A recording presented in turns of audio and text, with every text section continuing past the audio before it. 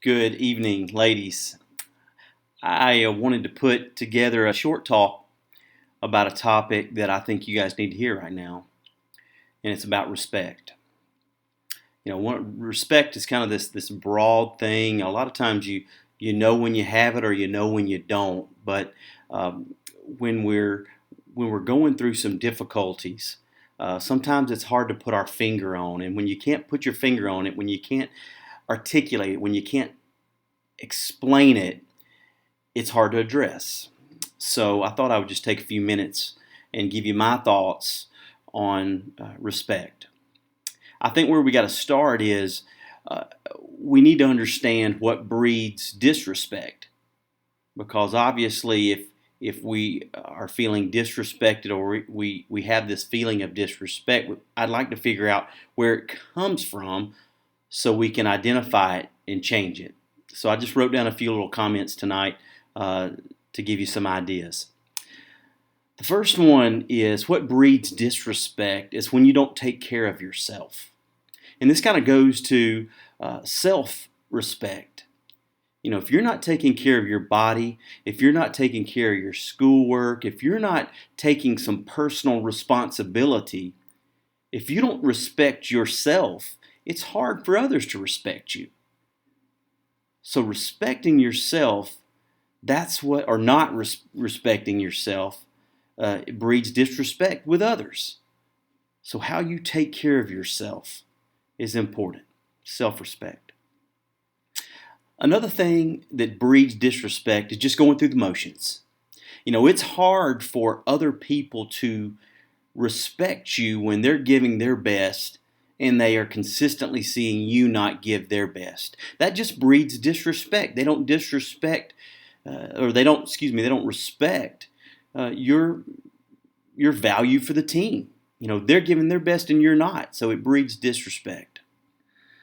Another thing, we've talked about this real briefly before when we were talking about servanthood, but talking behind teammates' backs.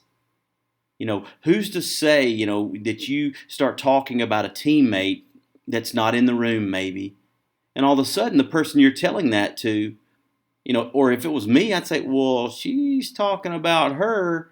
How do I know when I walk out of the room she's not talking about me? So you think that's innocent and it's just between you and me, but just the fact that you're engaging in talk behind someone's back, that is starting to breed disrespect with the person that you're talking to. I hope you get what I'm trying to say in that instance. Also, the fourth thing that I've come up with that breeds disrespect is when you uh, question the coaching. Obviously, coaches aren't perfect. I mean, I even have made mistakes in my young career of coaching in high school, but even in youth sports. I'm not perfect, but I love my players to death, and I love to win. And I am trying to make every decision that puts us in the best position to win. I am not trying to sabotage this team. So when you question the coaching, especially without going and meeting with the coach, that breeds disrespect. Nobody likes a complainer. If things aren't going well, if offenses aren't running well, defenses or sets or whatever, offer solutions. Offer solutions, but just complaining about strategies or approaches to situations, that breeds disrespect in the locker room.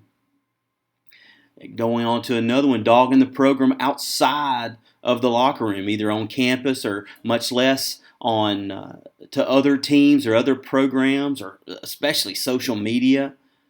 That breeds disrespect. That absolutely breeds disrespect. When our flaws and our disagreements and our struggles become public, they got to get outside the family, then disrespect starts to grow and grow and grow. So I have problems even with my own family, with my two boys, my wife. My wife has problems with me, but we talk about those internally. I don't post those on social media. I don't go and run to the guy I see at the coffee shop and tell him what's wrong with my wife. That breeds disrespect. So watch out for that. Now, I just mentioned it, about reckless use of social media. The things that you retweet, inappropriate material that you may be posting or retweeting, or conversations and Snapchat little stories that are off color. That breeds disrespect. Use social media. I love it. I absolutely love Twitter. I love Facebook. I love Instagram. I love putting out positive, encouraging messages. I love the platform that it gives me to influence others. But the whole reason I decided to jump on social media is I saw the crap that was on there. And I was not willing to stand by and let the crap influence other people. I don't mind if the crap, well, I do mind if the crap's out there, but I can't control the crap. But you know what I can control? What I put on there. And I want to put encouraging, positive things on there. And the last thing I just want to talk to you about disrespect is being negative. Nobody likes a negative Nancy. Just that negative attitude, and it kind of encompasses all the other things I talked about with disrespect. But just overall negative attitudes, negative body language, negative speech, all of that breeds disrespect. All right, I want to quit talking about disrespect for a moment because I've identified some things that breed that. But you know what? Like I just told you just a minute ago about solutions. I'm all about solutions. I love you guys, you may say uncommonly. I've really become friends with you. I've become friends with your coaches. I have a connection with you guys. I watch you online. I follow you guys on social media. I like to see the neat things that you're doing. And when I hear that there may be some things going on that I'm a part of, I'm in there, I'm in your family, I want to address it. I want to help you get back on track because I love you so much. Again, I know that may sound weird from this weird talking Southern guy, old guy, but I do. So here's some solutions. You got to rebuild the respect. The number one thing you got to do is you got to confront the issues. I know this is a little bit of a crude example, but if that turd's floating in the baby pool, you can't ignore that there's a turd in the baby pool. You got to identify it and you got to get that thing out of there. So you've got to confront the issues. Onesie-twosie conversations on the side and just tension in the locker room is not going to help us rebuild respect. So you got to confront it. Second thing, we've got to be truthful. Bad news does not go away. You got to be truthful with each other in a calm manner. You're not trying to hurt feelings. You're trying to get the issues out on the table so you can move forward. But if you're not truthful, we can't go anywhere. There's nothing to grab onto if we don't have truth. So you got to be truthful. Another way to rebuild respect is to rededicate yourself. Maybe you are one of the people or one of the peoples that maybe has had some disrespectful behavior. You have an opportunity to rededicate yourself. Rededicate your attitude, rededicate your effort, and say, you know what? The past is the past. I'm all about the future. I apologize. I'm sorry. Didn't mean to let you guys down. I'm all in. That's how you can start rebuilding some respect immediately. And let me tell you right now, though, talk is cheap. You show it is how you build respect. You can say all the words. You can have all the right things to say. But if you don't show it, if you're not a person of action that's ready to rededicate your attitude, rededicate your effort, it's not going to work. It's just going to be fake. Another thing that you got to do to continue to rebuild your respect is you have to communicate constantly from this point forward. You can't afford to be quiet.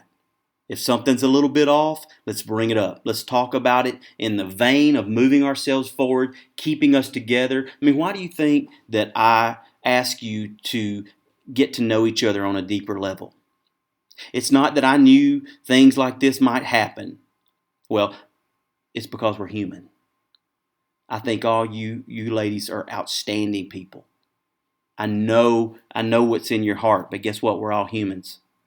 Sometimes things happen. So we need to constantly communicate from this point forward. And finally, this is truthful, and this is honest, and this is a way to rebuild respect. That if you're not all in, you have to be willing to step away. Again, I know that is drastic, but if you aren't able to be a positive influence, or at least not be a negative influence in the locker room, then I want you to be woman enough. I was about to say man enough.